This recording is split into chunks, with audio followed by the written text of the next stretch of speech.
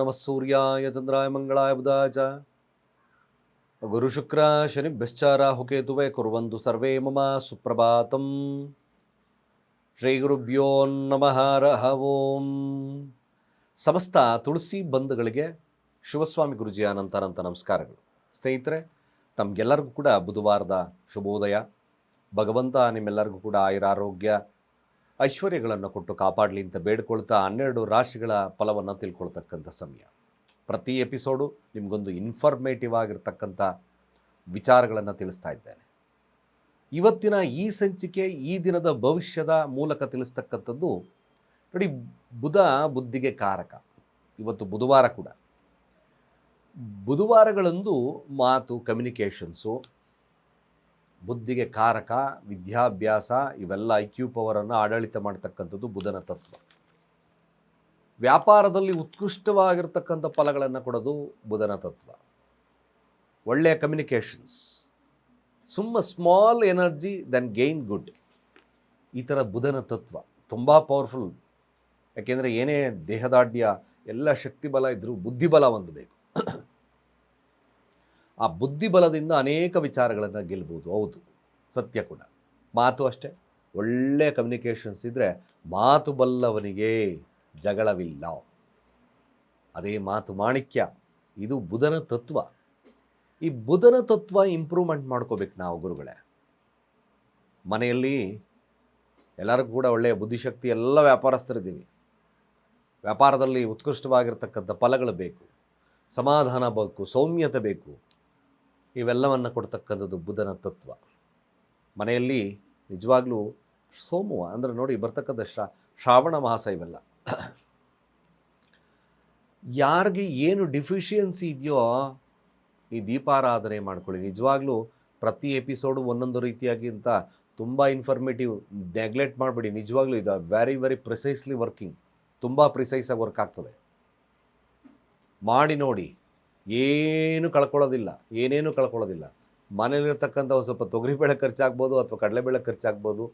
But of course ಇದು ನಿಮಗೆ ಭಾಳ ವಿಶೇಷವಾಗಿರ್ತಕ್ಕಂಥ ಫಲಗಳನ್ನು ಕೊಡುತ್ತೆ. ನಾವು ಪ್ರತಿಯೊಂದು ಅಗ್ನಿಗೆ ಸ್ವಾಹ ಕೊಡೋದು ನಿಜವಾಗ್ಲೂ ನೀವು ತಿಳ್ಕೊಂಡಿರ್ಬೇಕು. ಸುಮ್ಮನೆ ದೀಪಕ್ಕೆ ಹಾಕ್ಬಿಟ್ರೆ ಹೋಗ್ಬಿಡುತ್ತೆ ಅಂತ ನೆಗ್ಲೆಕ್ಟ್ ಮಾಡೋದು ಬೇಡ. ನಾವು ಏನೇ ಒಂದು ವಸ್ತುಗಳನ್ನು ಸ್ವಾಹಾಕಾರದಲ್ಲಿ ಕೊಡ್ತಕ್ಕಂಥದ್ದು ಅಗ್ನಿಗೆ ಆಹುತಿಯನ್ನು ಕೊಡ್ತಕ್ಕಂಥದ್ದು. ಆ ಗ್ರಹದ ನವಗ್ರಹ ಪೂಜೆ ಮಾಡಿ, ನವಗ್ರಹ ಹೋಮ ಮಾಡಿ ಆವಾಗ ಕೊಡೋದು ಸ್ವಾಹಾಕಾರಕ್ಕೆ ಆಯಾ ಧಾನ್ಯಗಳು.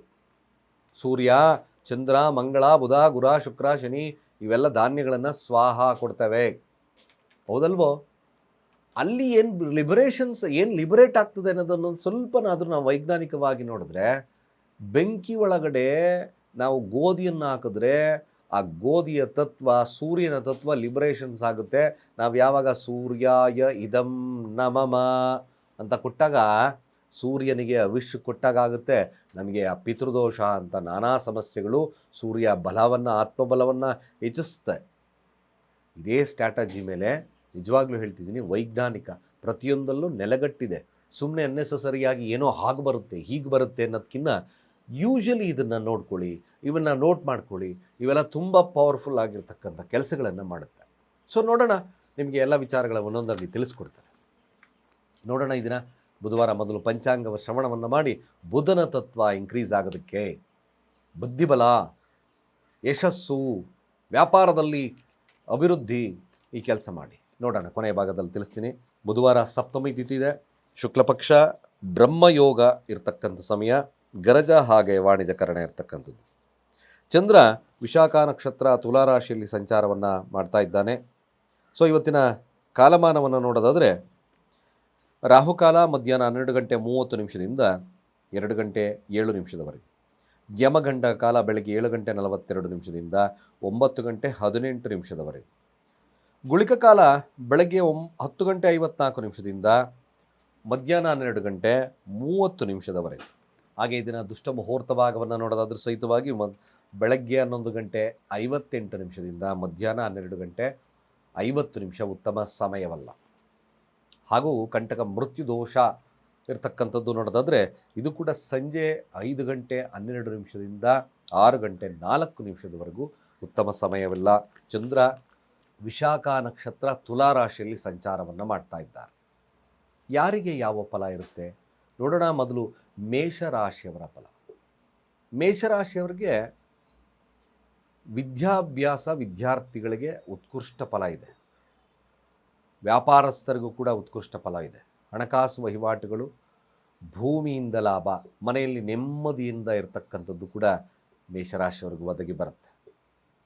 ಮ್ಯಾಕ್ಸಿಮಮ್ ಗುಡ್ ಇದೆ. ಮನಸ್ಥಿತಿ ಸ್ವಲ್ಪ ಕಂಟ್ರೋಲ್ ಮಾಡಿಕೊಂಡ್ರೆ ಸಾಕು, ಖಂಡಿತವಾಗಿ ತುಂಬ ಒಳ್ಳೆಯದಿದೆ.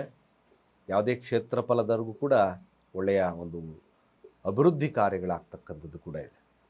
ಚೆನ್ನಾಗಿದೆ, ಎಂಜಾಯ್. ವೃಷಭ ರಾಶಿ ನೋಡಿ, ವೃಷಭ ರಾಶಿ ನೀವು ಮಾಡ್ತಕ್ಕಂಥ ಕಾರ್ಯದಲ್ಲಿ ಯಶಸ್ಸು ಸಿಗಬೇಕು, ಅಭಿವೃದ್ಧಿ ಆಗಬೇಕು ಅಂದರೆ ಇವತ್ತು ನೋಡಿ, ನಿಮ್ಮ ಕಾರ್ಯವನ್ನು ಕೂಲಂಕುಷವಾಗಿ ಪರಿಶೀಲಿಸಿ ಮುಂದಿನ ಕೆಲಸಕ್ಕೆ ಹೋಗಿ.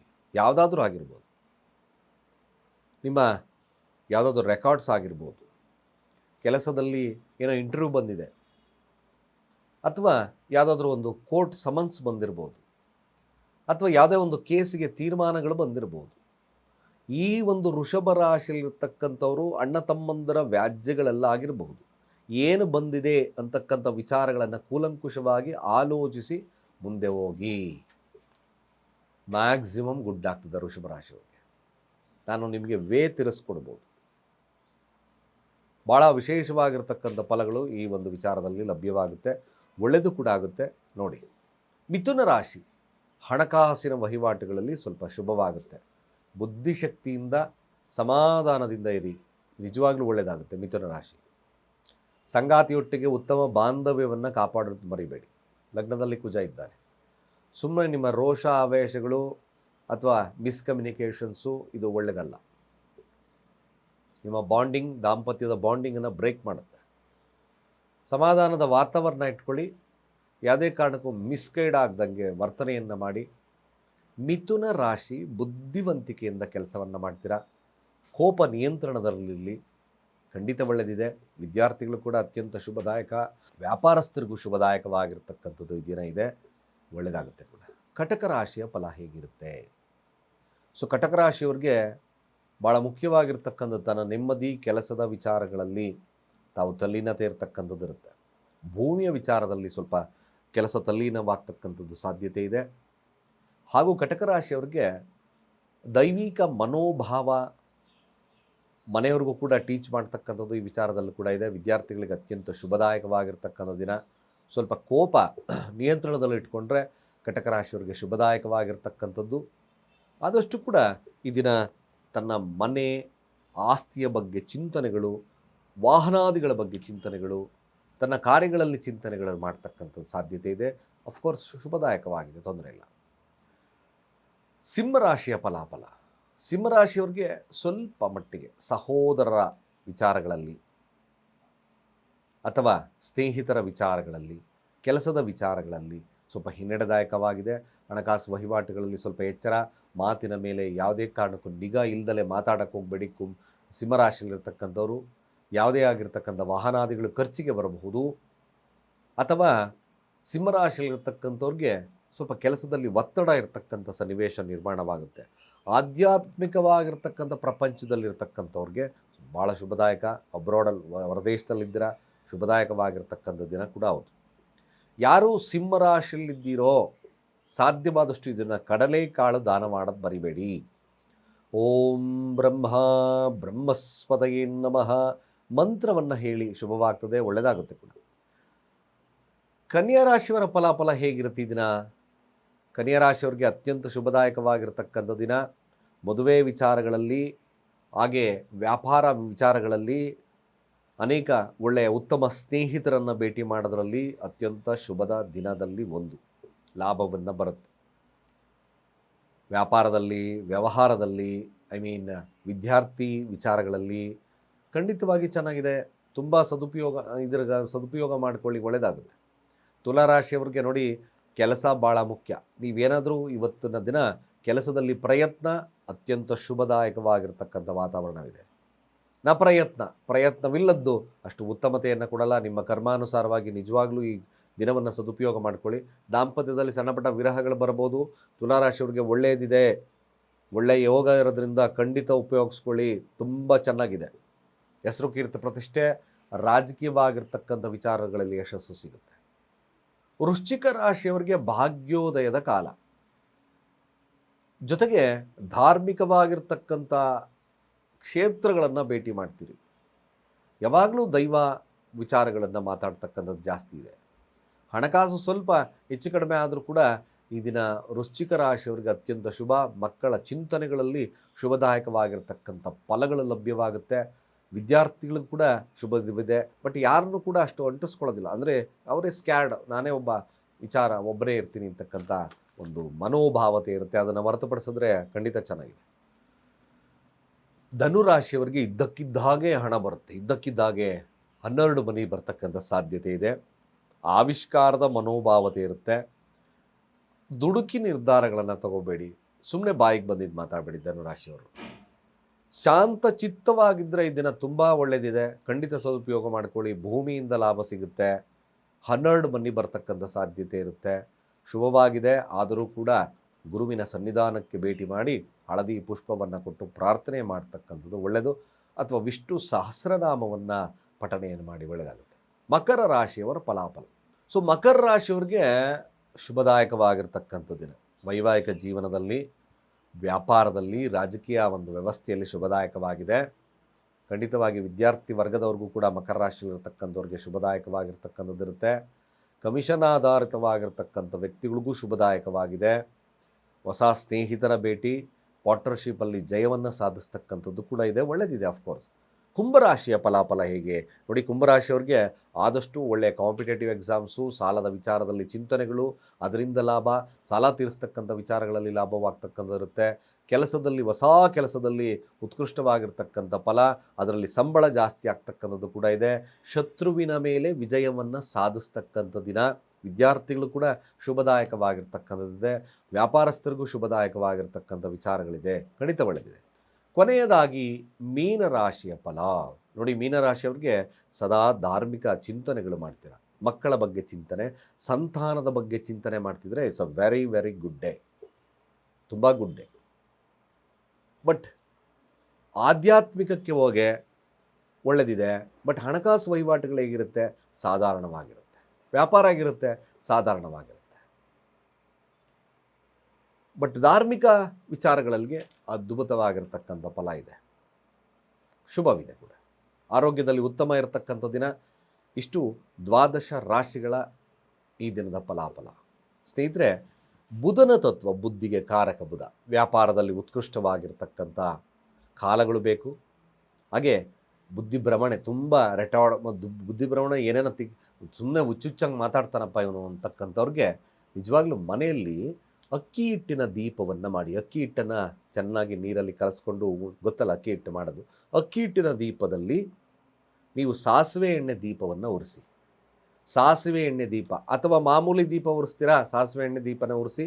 ಅದರ ಒಳಗಡೆ ಸ್ವಲ್ಪ ಹೆಸರು ಬೇಳೆ ಅಥವಾ ಹೆಸರು ಕಾಳನ್ನು ದೀಪದೊಳಗಡೆ ಹಾಕಿ, ಕೆಳಗಡೆ ಒಂದು ತಟ್ಟೆಯಲ್ಲಿ ಹೆಸರು ಕಾಳಿಟ್ಟು, ಹೆಸರು ಕಾಳಿನ ಮೇಲ್ಭಾಗದಲ್ಲಿ ದೀಪವನ್ನು ಅಲಂಕರಿಸಿ. ಈ ದೀಪವನ್ನು ಬುಧವಾರಗಳಂದು ಉರಿಸಿದ್ದೇ ಆದಲ್ಲಿ ನಿಮ್ಮ ಬುಧನ ತತ್ವ ಅಂದರೆ ಬುದ್ಧಿಗೆ ಕಾರಕ, ವಿದ್ಯಾಭ್ಯಾಸದಲ್ಲಿ ಉತ್ಕೃಷ್ಟತೆ, ವ್ಯಾಪಾರದಲ್ಲಿ ಉತ್ಕೃಷ್ಟವಾಗಿರ್ತಕ್ಕಂಥ ಫಲಗಳು, ಸನ್ಮಾರ್ಗಗಳು ದೊರೆತಕ್ಕಂಥದ್ದು ಸತ್ಯ. ನಿಜವಾಗ್ಲೂ ಮಾಡಿ ನೋಡಿ, ಅದ್ಭುತವಾಗಿರ್ತಕ್ಕಂಥ ಫಲಗಳು ಸಿಗುತ್ತೆ.